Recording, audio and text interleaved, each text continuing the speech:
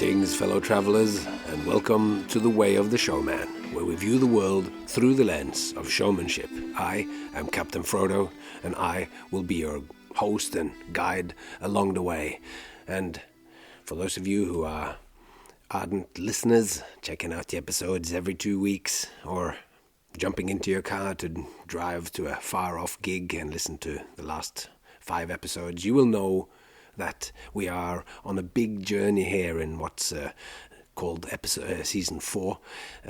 For those of you who managed to have season numbers on your podcast downloader, you know that we're in season 4 and that we're exploring showmanship and play. But today we're not going to go do another leg of that journey. We're going to sit down around the fire. And as has happened a couple of times before, at episode 21, where we looked at the showman and as the captain of the showmanship, and episode 42, which was about the universe, the showman and the universe, and it's basically like a creation story. So in episode 21, episode 42, there was 21 between those, and then there hasn't been an episode like that since then. So now we're coming to episode 100. But I did do an episode, I can't remember which number that is, but that was the Day We Murdered Mystery, which is a short little story about a guild of showmen and an attraction that a journalist saw on a peculiar little midway somewhere. Those three are, if anything, little glimpses into what's going on in my mind of how if showmanship really is as deep as what I find it to be, then I do think that if there is a secret society of showfolk out there who takes showmanship as important and take it as foundational as what I do, and there is, then there would be stories, there would be songs, like in episode 21, I believe there is a little song there that I sing. So as well as doing all of this prose, all these ideas about what showmanship is and can be, there is fiction as well, or stories. And as we have mentioned a few times on this exploration of showmanship and play, it's clear that stories is all that we have. So, for now, enough talking around the porridge, as we say. Let's jump into the buttery. So Norwegians put butter in the middle of their porridge. And let's jump into the buttery, gather around a fire, and listen. Let me tell you a story. It goes in rhyme. It grows around you, and you will get to hear soundscapes that comes that will let your imagination carry you away. Or if not carry you away, carry you deeper into the reality of this story. It spans oceans, it spans continents, and it gets very, very dark at times, but there is still light in the end. So, with that as a promise, carve yourself out a half hour of time in your day to listen to this in one go, if you can, so that you get the impact of the whole thing. It only takes half an hour. It's all in rhyme, and it's all for you. So, when you listen to it, try to listen to it in the way that we've already spoken about here. Listen to it as a metaphor. Listen to the story as if it was written by me, told by me, specifically to you. Only you.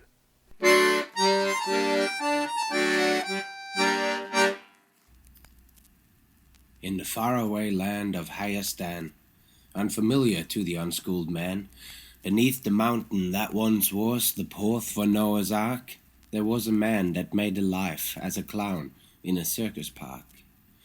But there is no laughs in his caravan. Life is hard for this poor man, awaiting death to take his wife, one of two loves in his life. His other love, his little girl, became motherless in this world. Filled with grief, the clown he saw his wife wasting away. But knowing that there had to be meaning in all dismay, the horrid symptoms of consumption was God's will, was his assumption. But he also took it as a sign that it was time for change. He thought that it would be best to board a boat to somewhere strange. But his country had no shores, he had to journey to the ship. He packed his case and prepared his daughter for the trip. He couldn't wander west through Anatolia, for there they slew his countrymen. He would go through Georgia. He travelled long and he travelled far, out to the dark Black Sea. He boarded a vessel that would sail to the new world filled with glee. They sailed through the Bosporus Strait, where he taught his girl how to fasten bait. And they stopped a day on the Isle of Malta, then journeyed on past the Rock of Gibraltar. They sailed far out to the open sea, and no land had been in sight, when a livid storm hit their ship in the dead of night. The wind is roaring and the sails they crack, as the ship is going down. He protects his girl from the waves' attack, shouting, "I will not let you drown." But the sea is strong, and its liquid arms, they are so full of force, and the drowning clown is willful but weak. You can never keep back anything that the ocean wants, of course, but the father refuses to give up, though life is bleak. And just a precious few little seconds tickers by, where they can draw their breath again and pray that they won't die. The tired father treads the sea and tries to hold her high. He tells her, it will all be good, but he knows it is a lie. His legs they burn in the icy sea, the painful fear and agony tears at the poor clown's soul. He's clinging to his faith of old. Please save me, Lord above, take me please, and let her live, my only little love. But nothing changed. The sea it raged, and the Merrier would swim. With anger growing, his heart was caged. Why would God tear his child from him, and take this innocent life at whim? He knew that the Almighty's plan was inscrutable to man. There was no way a mortal could even begin to understand. But he knew his own girl's heart was pure. She was a beaming innocent. Please, my Lord, don't drown her dead. I promise I'll repent. I'll stop this silly life of mine, the constant sheer frivolity. Please, God, I beg you, Lord, let her escape mortality. So many of your churchmen said that only sin and devil's work would circus and laughs spread.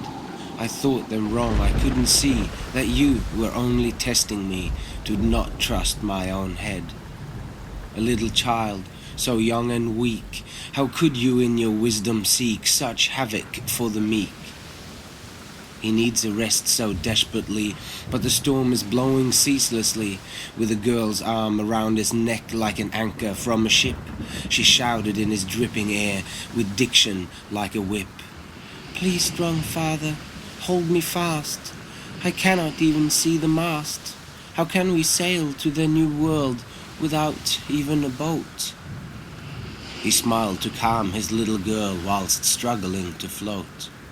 With his last remaining strength, he took his necklace off his head. It had always kept him safe and promised hope ahead. Now he wanted her to have all his hope instead. It sparkled as the lightning flashed and shortly lit the dark. It was a golden recreation of Noah's Ark. And how it hurt his soul to see this symbol of a boat that saved each living thing by keeping them afloat. He prayed again to his Lord God, please send an ark for me. I cannot hold her any more, please end this misery. But nothing came, and the storm it blew and pounded on. His legs felt lame as he knew that the sea had won. As the father cried his tears of blood and trembled with fatigue, the ocean waves came crashing in to finally end the siege. It grabbed them both and tore and tore and tore and tore apart. No stronger love was fought unbound in ocean or on solid ground. So finally the moment came when he no longer could hold on. As she slipped out of his grip, he saw her as a swan.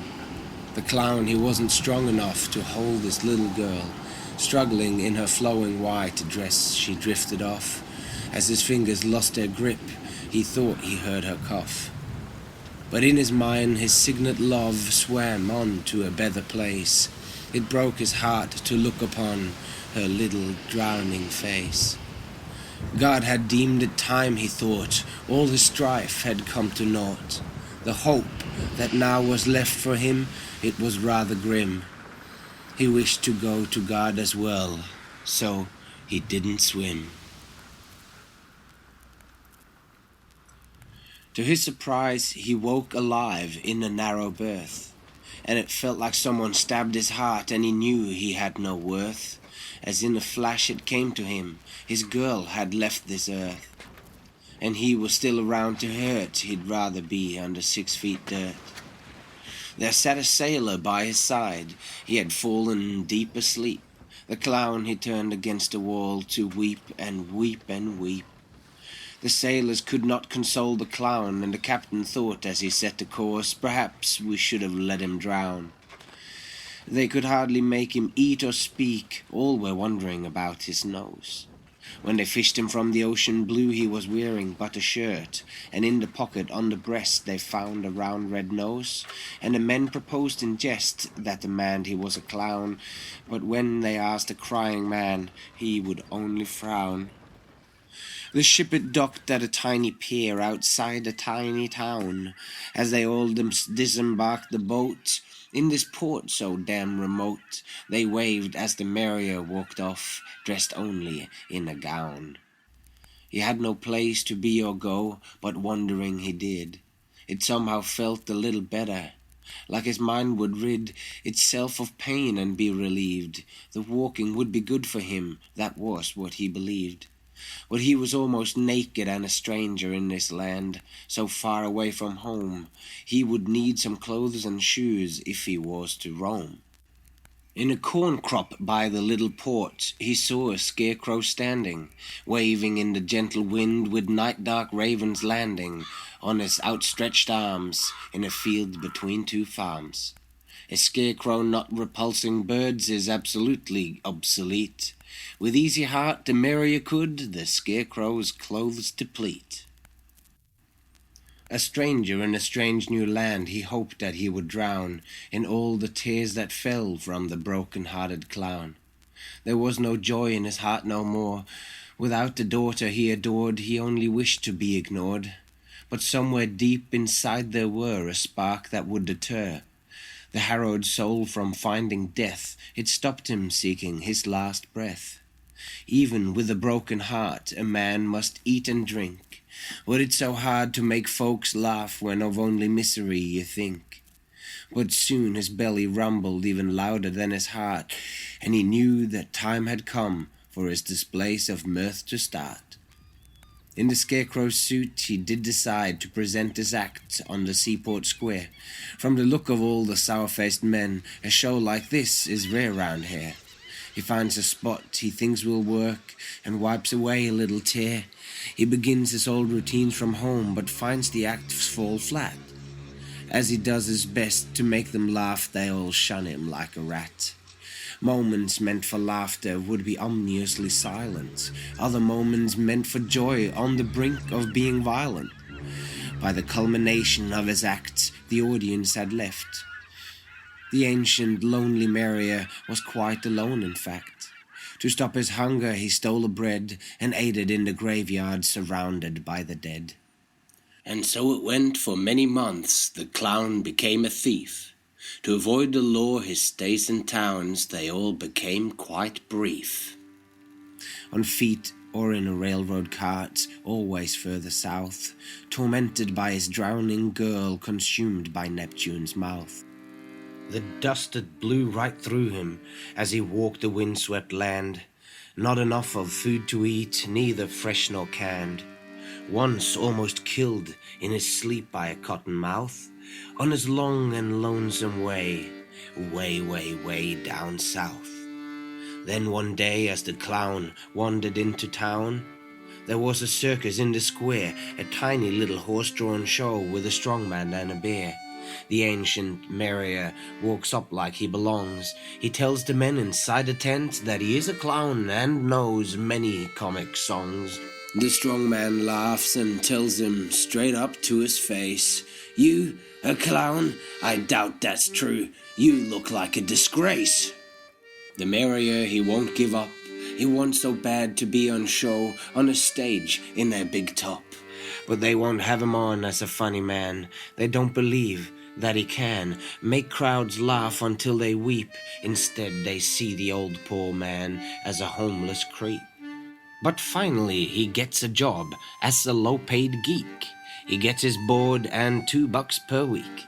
So the clown that lost his luck makes a living eating snakes. He finds that he doesn't mind if he imagines they are steaks.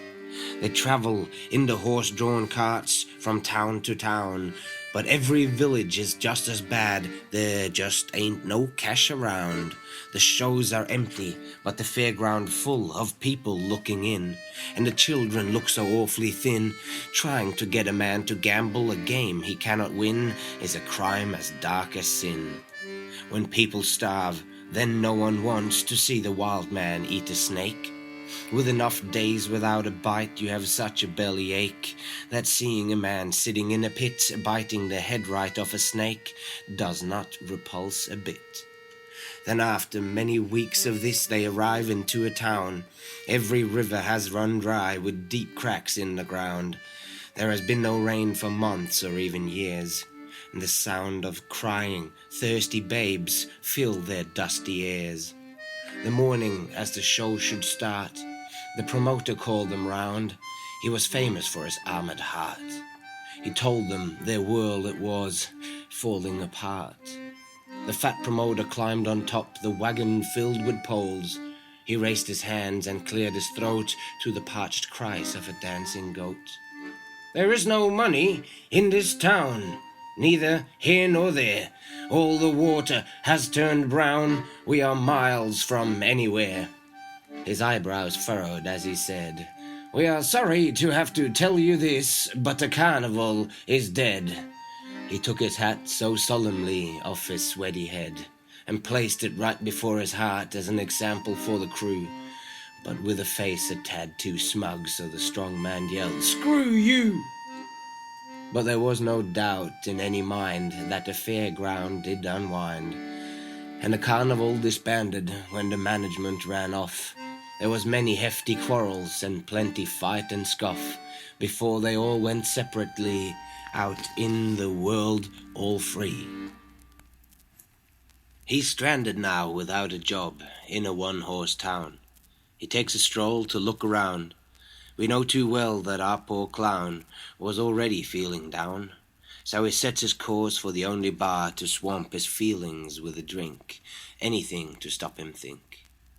But as he nears the door he hears sweet sounds from a guitar. He's never heard such sounds before. It grabs his hurting heart and tore, and tore and tore, but not apart, rather piercing like a dart. Picking strings while he sings, it sounds as sweet as art, like the very hand of God had sprouted from a man, for only the divine it can turn the soul straight into sound. As coarse and harsh and primitive as from this coloured fellow that sits in the darkened corner looking rather mellow, while strumming, picking, plucking the soul from his guitar. The guitarist was hardly old enough to be called a man. He is but a boy. How can it be? I need to know how it began. How can there be enough inside of him, of life both sweet and grim, heaven and earth and all between, from the time before the very day when God himself would say, "Let there be time and space and life and death and all between, and all the way until it ends in eternity." How can this young man so easily convey all this just through his play? When the music stops, the Merrier goes over with a drink. "Those sounds, they sure are sweet, my friend. It kind of makes me think. I've never heard the like before. And the lacerations through my soul, that loss of love from life it tore, your music seems to mend. I'm glad it makes you feel like this, for the price to play so sweet a tune was my soul to the abyss on Beelzebub's harpoon. Satan showed me how to croon and play his old guitar, and promised me I'd be a star, but in return I had to give the evil one control of my immortal soul.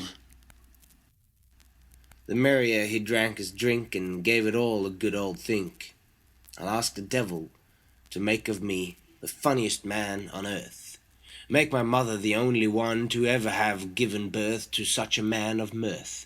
I see no further down from here, so tell me if you can, where can I meet this devil man?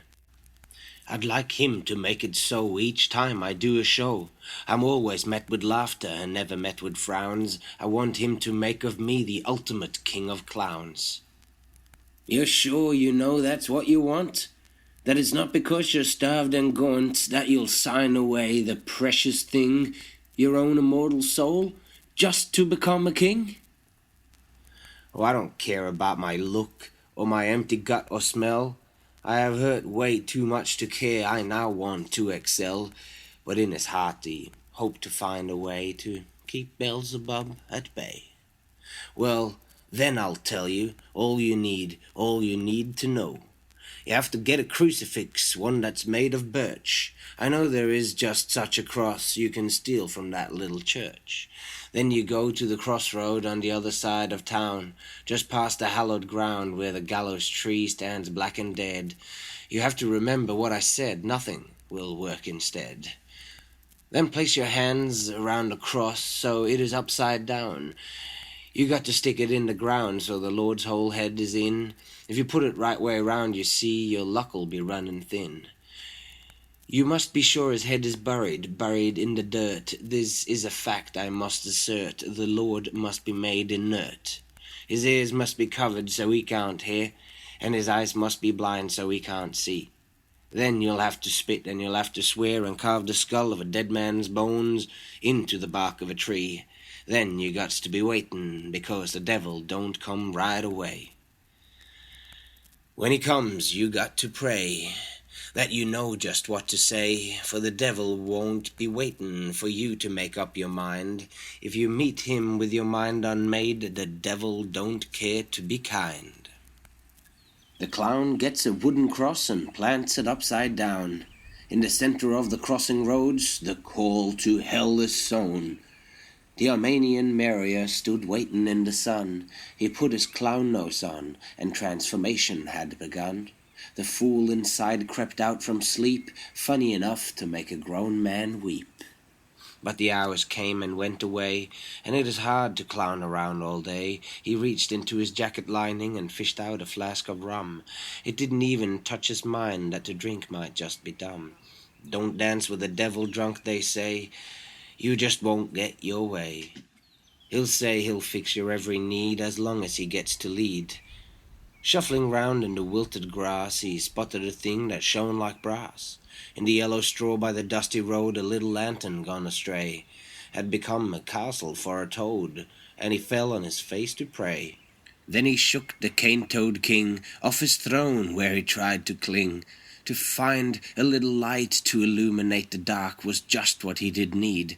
If the devil came to him long after the sun went down, he was sure that the simple clown would in the darkness drown. Unless there was a way he could create a little spark and with it plant a burning seed. For it is best to see your steps if the devil's in the lead. Waiting for Satan like a child for Santa, the hours ticks past with lead-footed pace, and soon the scarecrow-suited clown sat staring into space, and far away he sees some sheep, and before long he falls asleep. He wakes up to the sound of steps coming up the road. His heart it hammers, his breath is short, and long gone is his toad. There is no fire in his lantern, but he holds it nonetheless. He checks his clown red noses straight, that the crucifixes desecrate. He is ready to transgress. the sound of steps from hobnail boots on the feet of a hobo man. The times must really be hard when the devil walks the land. Are you the one they call Beelzebub that comes out from the dark? The hobo laughed and said he was, called by many names you could shout at any dog that bark. Well then, devil, I will ask you this. Can you make me the king of fools, the funniest of every man that don't have to follow rules? The hobo just was quiet now. They felt the cold wind blow. The hobo's eyes were staring at the red nose of a clown. You don't look like you're bound by rules and regulations. You look like you should perform at celebrations. That is just what I want. I want to be the best. The one that is so uproarious that he's different from the rest. Well, I reckon if you think that's you, that's just what you should do. Well, if you'll do me this, I'll give you my immortal soul. I assume that's what you want. The hobo looked bewildered now and stood there like a cow. I thought you asked me just in jest to get something particular off your chest, but actually you think I am the evil king of pest. I tell you, clown, I am not different from the rest. My advice to you is this: if you harbor such desires, if you have any wish to actually be a king or any kind of fool, I believe just as a rule you have to do it for yourself. There will be no help from Lucifer or the almighty God on heaven's shelf. If your desire lies in art, just listen to your heart. If deep in there all you want is to be an idiot savant, that feel-good folks would laugh and joy, bring happiness to each girl and boy, you have to listen to yourself, with your heart as a compass on your way. You can never go astray. With this the hobo walked away, down the dusty road with no delay, and left the Merrier alone to kick the dust and groan. He hadn't dared to look inside. He knew that he would find a hole so deep and black and dark it would eat him like a shark. With this inside, it wasn't strange that people didn't laugh. The sorrow grown from losing her wrecked his faith in all mankind. It tore his heart, soul, and mind, until his art was so confined it spoke to none, not even him. So long now my only want was for her to come back. This has been my nightly plea, my grieving mind's only track. Why did you take her from me, Lord? Why did you not take me? How many nights have been spent like these, with grief devouring me like a disease, my heart refusing to let it go. The image of her drowned below. If I am to stay around on this wretched earth, I have to make my life have worth. I must release her from my heart and mind, to let what's happened be behind and let my soul at peace. The Merrier stood abruptly up and grabbed the crucifix. I'm hanging up this call to hell. I no longer have a wish to sell my very soul for tricks. Then in the dark he takes the cross and digs a little grave, to come to terms with his loss and her that he still crave. He decides to bury the only thing that he still has from home. He drops the old red clowny nose into the little grave. He covered it with some moss, then threw away the cross. He wandered on as if born anew, ruminating on what was true, what was truly part of him and of his desires, and does he still have what his work requires? As the road slowly eats his shoe, he sees some paper blowing through. His heart it pounds as he sees it is some circus flyers.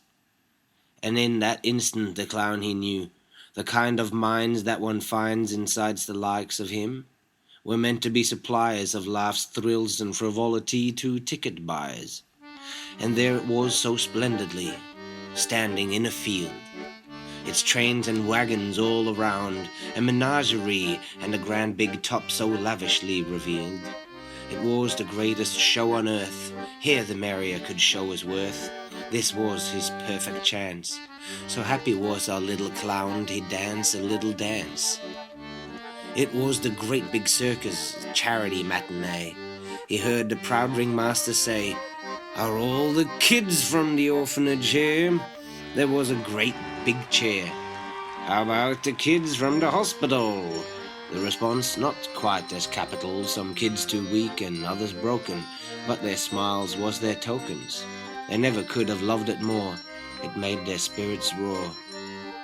This is it, this is the day, now can come whatever may. No more masks, the nose is gone, now it is just me. Why would I want fame and fortune? I was stupid not to see. What is done comes not undone. I am doing this for them, all those that are just like my little love. He sneaks inside the grand big top. He now looks like a hobo. There is no tent boss to tell him stop. And as he enters, his luck of luck it is, the clown brigade is on its way to stop a fire's fizz. Stupid-looking firemen in baggy pants and suits, other grotesquely smiling clowns in giant boots, are stomping on a fire. They all fall and run around, and Merrier stands still, with attention and a zest for life, all his dreams so soon fulfilled. Suddenly they notice him, the hobo is a bum. The clown commander comes over, but the Merrier plays dumb. When he points towards the door, the Merrier points at the floor. Now the crowd has noticed him. He goes out on a limb. When the clown commander grabs his arm, he reacted as to harm. He fell to the ground in a most surprising manner and rolled and squirmed just like a snake towards the circus banner. The children laughed at the funny man. Then, before you could even blink an eye, as fast as a man can, he pushed the clown commander and waved goodbye. Now all the clowns got angry. Who is this guy that steals all the laughs and joy, that makes all the gags we can employ seems tiresome and old?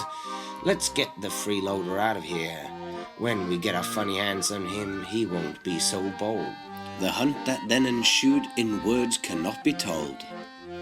But as they did the best they could to grab the clumsy man, he fell or dropped or spun around or got his tie stuck in a fan, miraculously saving him from the fury of the clowns, making them chasing him even harder up and downs. The ringmaster was heard to shout, "Who is this guy? I want him out. He is ruining the show."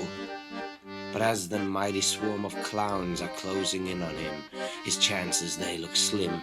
He runs inside the center ring where the tiger cage is set. He runs inside and quickly stops, kicking sawdust and some bottle tops. All the clowns are in there too, with sinister-looking props. But just before they jumped on him, he pulls the most surprising stunt and jumps out through the safety gap so tight it makes him grunt. Then he snaps the lockdown shut. Inside the clowns are piling up, and the Merrier he runs a perfect strut and slams the tiger cage shut. Then he stands alone, the only man in the ring. For a moment there he thinks he hears the angels sing. He's the only one not inside a cage. The clowns now look like lions in their rage. The thunderous applause and the loud appreciation, so powerful that it shook the entire nation. The ringmaster says, "Who is this guy? I need to know. I want him in the show." Everyone inside the tent, there was more than 10,000, that came from far beyond town's end, stood up, which was unheard of for a clown. "I have never witnessed this, and I have been around," said the stirred ringmaster as he was breathing ever faster. "He doesn't wear a painted face, no red nose sits in place. It is just a man." The applause was so wild, it was drowning out the band. All the crowd is clapping, except one little girl. Wearily the girl stands up and strokes away a little curl. Eyes locked at the hobo, she walked out in the ring. For the first in the longest time, the Merrier is happy. Forgotten is the strife and grime. He's feeling rather sappy. Then he sees the little girl, her long blonde hair. Like an angel she is so fair. She looks just like his little girl, so beautiful she cannot be of this world. The crowd's noise, so loud it makes him dizzy. His little brain just too busy. It cannot be. Why was I not free? Why come this apparition now to me? His heart is pounding in his chest, almost bursting from his breast. Now I am possessed. He holds on to his breaking heart. This is it. She has come to take me home. My heart has broken. Thank you, Lord, for letting me make them laugh again. Smiles abound, so nice to see. Just one more time before I died. He holds his arms out to the side, towards his angel girl. Now let us fly. Take us home, up through the circus dome. Let eternity unfurl. If my mind is playing tricks on me, if this all is a dream, then, God, let me please just sleep and sleep and sleep. His eyes are now so filled with tears, he cannot see her face. The girl holds out her hands out into empty space, and the crowd quiets down a bit. Some in the front now sit. The tears make him strain his eyes, makes the spotlight shine like stars. And then he sees the necklace on her pale frail neck so slight, it fills him as fast as fright, a picture of that night. The necklace that he knows so well, it is a ship, the very recreation, the very Noah's Ark that he gave her before the swell ate her like a shark. Now she comes on over, and she says his name, and after that he never was the same.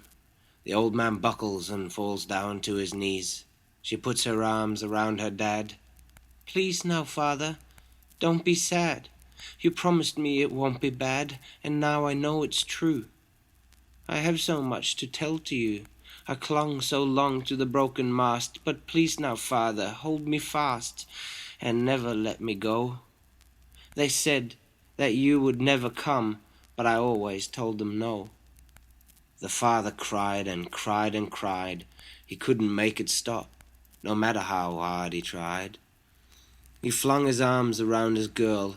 My precious little pearl, the miracle of miracles just came through for me. Standing real before me now, it is really you. It really is my gorgeous dove, my only little love.